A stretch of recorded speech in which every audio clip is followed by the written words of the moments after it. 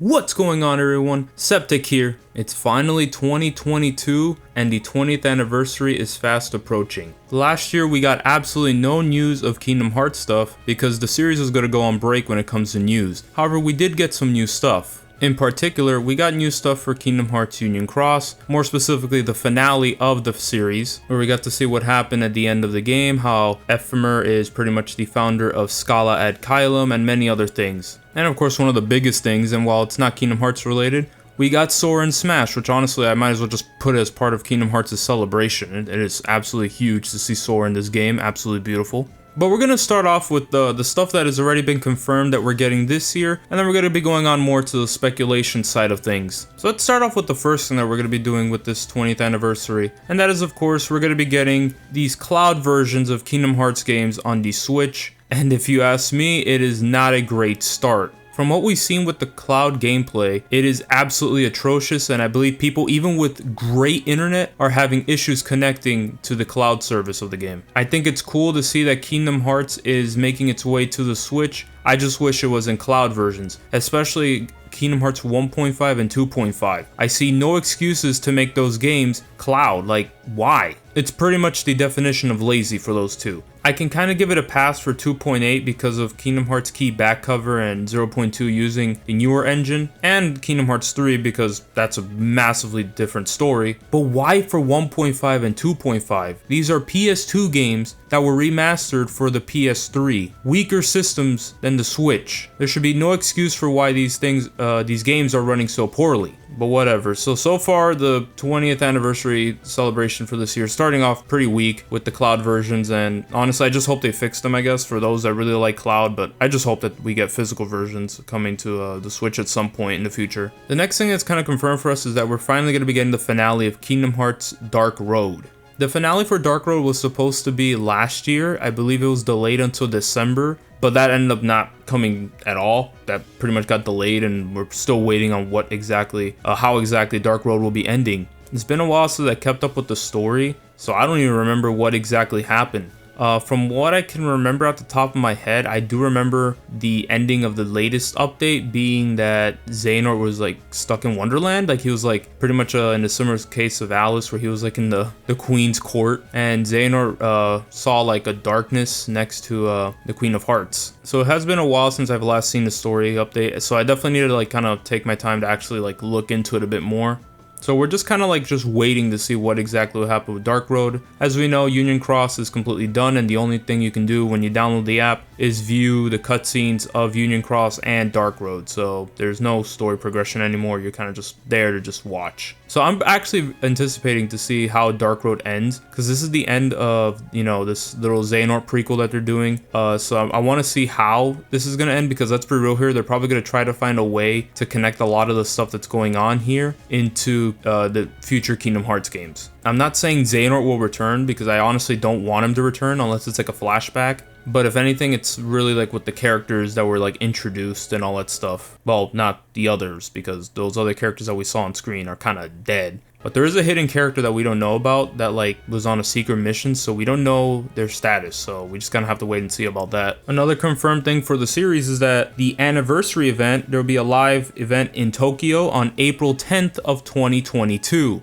The only things that have so far been confirmed for this event is that there's going to be a little mini concert, a chat and Q&A with the development team, an exhibition, and much more. And again, the much more part, emphasis on that. There's a lot of stuff that they probably haven't confirmed for this event that they're kind of trying to keep under wraps. New game announcements? We'll have to wait and see about that. And another thing is that I believe the Disney room is opening up at Tokyo Disney, and I believe they're kind of like keeping the Oath Keeper, like you get like a little Oath Keeper from the chest or something like that, and they don't want people to like to take pictures of it for some odd reason. I don't think it's anything major. I saw a lot of people kind of like give their predictions on like if this would be like, oh, they're trying to hide this future Oath Keeper because it's going to be for like something like Yozora or something else in the future, but who knows? We're just kind of like just waiting there. But I personally think that they don't want people to reveal these pictures for those those that want to like stay at the Kingdom Hearts resort themselves and see it for themselves and everything like that. But yeah, we have a date. April 10th is when we're going to be starting to get some stuff, and I really hope for some bangers, bro. I mean, so far it's starting off weak, but I honestly expect it to pick up, honestly. Like, it's just the cloud stuff that's kind of like giving us this kind of like low point. Now we're going to go into like prediction territory here. This is more like of what I kind of predict that we might get, or just hope to see in general, because I'm not really good on predictions. So I'm just going to talk about what I kind of hope to see or would like to see.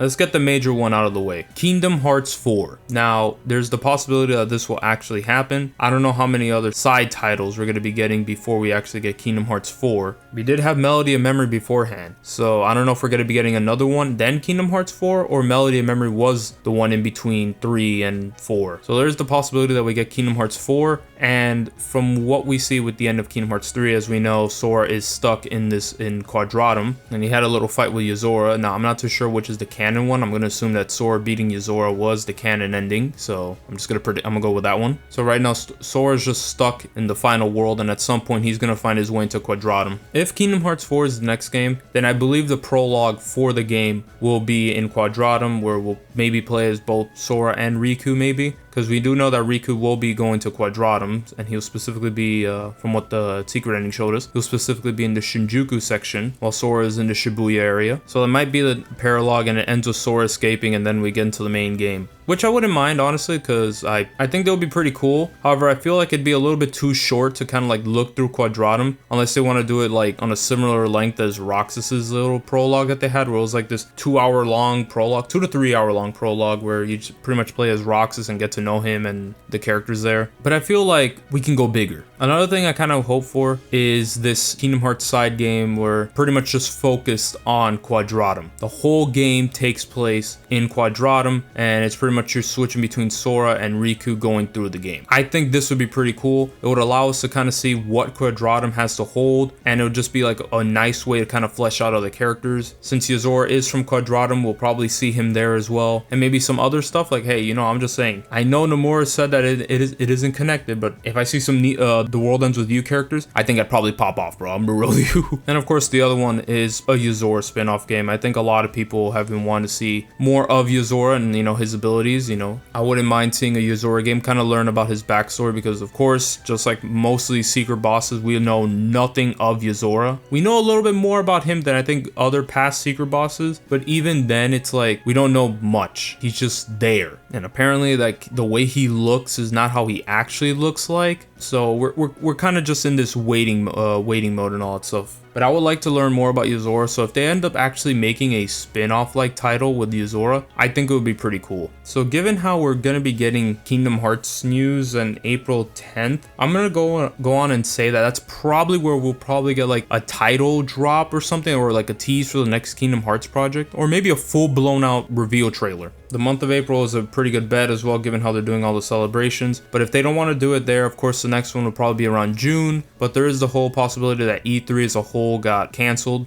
We do know that the physical event got canceled. I don't know about the digital only event, but there's rumors, I believe, that the whole digital event's done, so we're probably not even gonna get an E3 event at all. So if that's gonna be the case, Square Enix has enough time to kind of make their own event and pretty much reveal the next Kingdom Hearts game through there. And I believe D23 is gonna be this year again. I think I saw somewhere that D23 is returning back for this year. So Kingdom Hearts usually has like a pretty good presence at D23 when they have announcements to show off. So I can see a Kingdom Hearts reveal at the event, and they probably save it for the end, because let's be real here, Kingdom Hearts is a massive game, and whenever they do like game stuff at D23, they're probably gonna save it for the end, because I think last time in 2015 when they had like Kingdom Hearts' event stuff like revealed first, which is all it was just a picture of Sora on Baymax, you know, where they confirmed Big Hero 6. From what I remember hearing from, you know, YouTubers and stuff like that, reading, people just got up and left.